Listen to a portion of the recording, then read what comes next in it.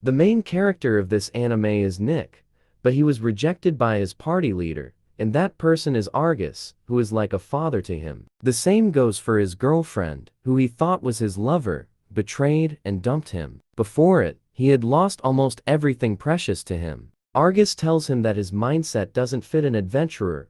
Argus took him into the party and raised him since he was just a kid. Just because Nick was getting more powerful and famous, he was kicked out of his team. Nick finally made up his mind to start over by going to the Adventurers Guild in search of adventurers in the usual adventurers meeting place in order to earn money for his daily necessities. But when he approached an adventurer, he had no idea what to say. That was when he remembered Argus telling him that he was not fit to be an adventurer. Nick lost the resolve to trust someone else after he was kicked out of his first team, and at the end of the day, he ended up not forming a party. He went to a bar where he decided to drink to his heart content. Nick's fate began to change when three unknowns appeared before him. The first lady was carrying a gem that seemed to be an antique, and probably worth a lot. Also, everything she wears gives off an impression that she is from a well-off lineage and was raised quite well. That being said, she was really out of place, just by her look alone. She also looks like a mage,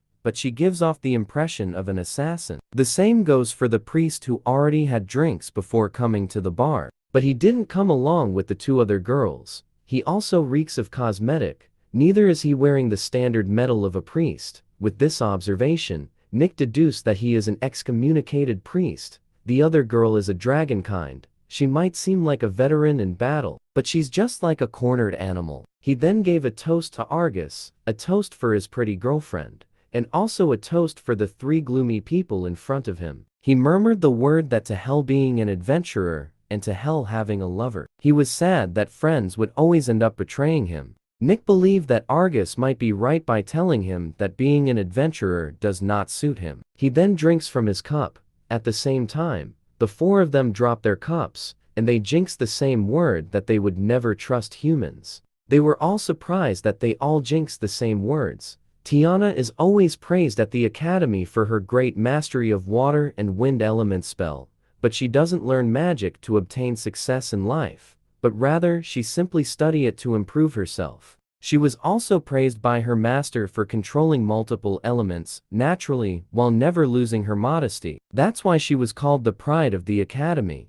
But when she went to meet her fiancé to tell him that her master was thoroughly pleased with her lighting magic, and that she would be able to skip a year and graduate, but she was being insulted by her fiancé and Line, the eldest daughter of the House of Dealcon. She was accused of insulting Line at the academy and was planning to trick her. She was also falsely accused of seducing the teachers. That accusation alone is a big insult not only to Tiana, but to the whole academy. This made the teachers to be under suspicion for taking bribes and rigging student scores. Although this was all false accusation, her fiancé, whose name is Alex, was jealous of Tiana's magic talent. He lashed out at her because he had been insulted after Tiana became the top student. Everyone has hope for him since his father is in the mage order, but he was surpassed in every aspect by his fiancé. Because of that, he broke off his engagement with her, and she was chased out of the academy for the false accusation.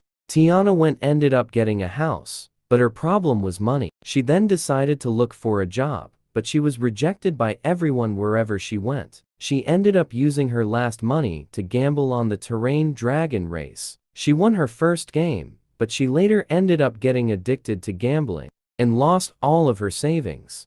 She then decided to become an adventurer, but whenever she was approached to be scouted in a party, she always ended up scaring away the recruiter. Even when she decided to learn how to smile, the recruiter always ends up running because of her freaky face. As for the priest, whose name was Father Zem, the city he was from has a temple under Medler, the god of revelation, famous for its medicine. He was a priest there. He was very close to a little girl who always brought him herbs, and he always ended up rewarding her with a coin. Her name is Merle, but one night, she came over to bring a herb for him. She then asked him if he liked her. She claimed to be an adult and wanted to take another step to adulthood, but she was let down by Zem. He told her that he was a priest, and a priest was not allowed to be in love with anyone. She was disappointed by his words and ran out of the room, throwing a tantrum. The next day, the little girl came over with other priests. They called Zem a shameless person, and the little girl falsely accused Zem for tainting her purity. He ended up being imprisoned for 3 months. After 3 months, he was expelled from the city. Not a single soul believed that he was innocent. They called him perverted freak, while throwing things at him, shaming him on his way. He ended up at a woman's house, and they both had sex after he shared his life story with her. And after his first taste with women, he ended up getting too loose. Nick wasn't able to process all their story at once, since they're like a side dish to the drinks and an idle gossip for one night from a fellow passerby. And as for the dragonkind girl, something very important to her was taken away. And it was by the very person she held most dear. They all ended up waking up drunk in Tiana's house. They all decided to leave on go their separate ways. As they were leaving, Nick stopped and asked if they would be alright. Just like that, he asked if they were to leave. Will their lives ever get better? Since they have wasted their money on food, gambling and women, it would be very hard for them to keep a roof over their heads. He told them that there is no telling when they can no longer do the things they love. He asked them if they were okay with things as they were. He then asked them to form a party together. Even though the 4 of them might not trust anyone, all 4 of them had no idea that their decision would lead to saving the world. They all went to the Adventurers Guild to register their party name. The lady in charge knows Nick from the countless battle arts party. Their party is made up of a light warrior, a dragonkind warrior, a mage, and a healer, which was a good party combination. The dragonkind is popularly known as Survivor Lady. She survived miraculously and returned alone from a C-rank labyrinth. Since an adventurer's #1 skill is returning home alive, they decided to name their party survivors. They started making plans for their party, and they created 3 must-obey rules. Nick, who was the party leader, asked them all to state the rules. Their first rule is not to interfere with each other's hobbies. The second rule is to keep a good watch on their funds. And the third is to make it back alive no matter what. Nick told them that their money won't be watched by just one person, but rather a shared responsibility. Nick decided to handle the accounting, while Tiana makes sure it matches the actual money. Curran the dragonkind will handle the safe. Nick decided to prepare a really sturdy safe that won't break from magic or hammers, while Zem would hold the key for the safe. They don't really trust each other. Nick tells them the experience he learned in his former party. He learned that trust isn't when you leave everything to others without a word, but when you're not doubting each other. That's why the 4 of them decided to trust and doubt each other at the same time. They arrived at their first labyrinth as a party. Since they would start from scratch at rank G, they were only permitted to enter 3 labyrinths. They need to clear 2 of them and defeat the bosses there. After that, they'll graduate to rank F. It's really not hard at all. It's like a practice ground to make sure one learns the basics. They met their first target, which was a slime. It may seem totally harmless, but it still eats meat. And the best way to kill it is to take out the core stone. They continued their quest by going up another level. Nick murmured to himself that forming the party with them might be the best choice after all, and maybe things would go a lot better with the group.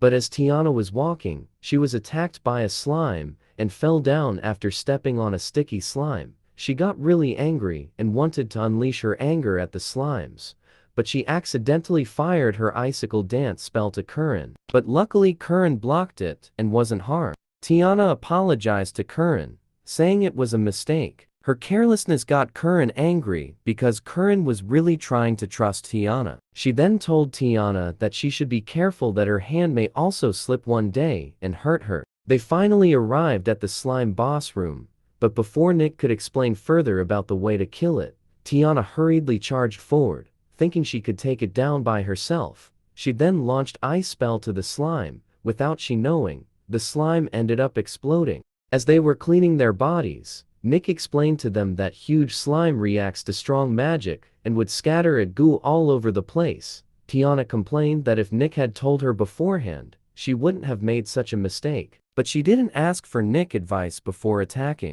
After cleaning, Nick showed them all his weapons. He told them that he is good with bare-handed combat, short sword, and scouting, and that he can also appraise equipment and do some accounting. He also told them that he can't do magic and also can handle heavy equipment. Same with crafting and healing. He was telling them about his capabilities because they're wary of each other since they don't know what their party mate is capable of. And once they know about it, they can trust each other more. That's why he wants them to tell each other about their strength and wanted them to understand each other. They all began to tell themselves what they are capable of doing, but their strength and weaknesses. At least with this method, they were able to trust each other a little bit.